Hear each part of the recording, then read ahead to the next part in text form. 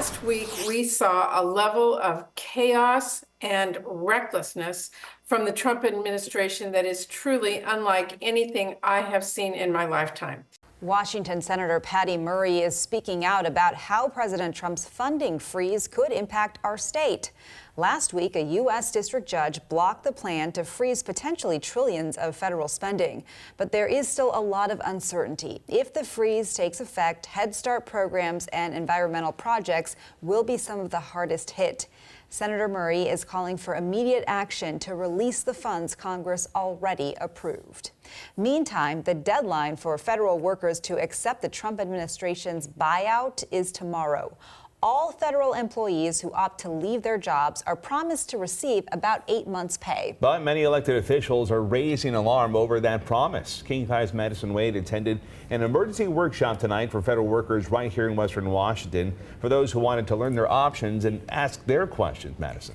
What I'm hearing is a lot of employees are concerned over what this proposed buyout means for them. I am told tens of thousands of workers in Washington are eligible and need to make a decision soon. Inside this meeting room, there are questions and a feeling of uncertainty. Some 2 million federal employees are facing a, quote, fork in the road from the Trump administration. It's theoretically offering federal workers a buyout where they get to work, where they get paid for 8 months. But as we've heard from many folks, there's really no guarantee that they're actually going to receive that money.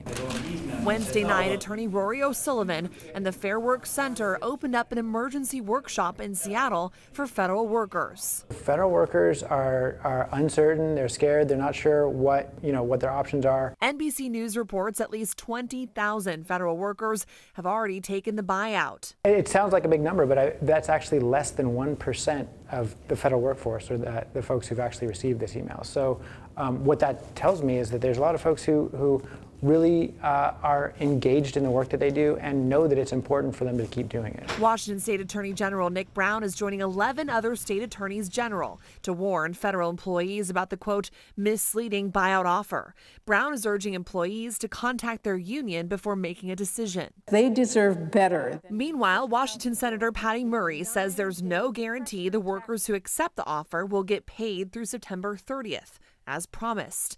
Ultimately, workers will have to decide what is best for them. The offer expires Thursday, February 6th. No one in the room tonight wanted to be identified, but there were people there from the TSA and VA, to name a few. In the newsroom, Madison Wade, King 5 News.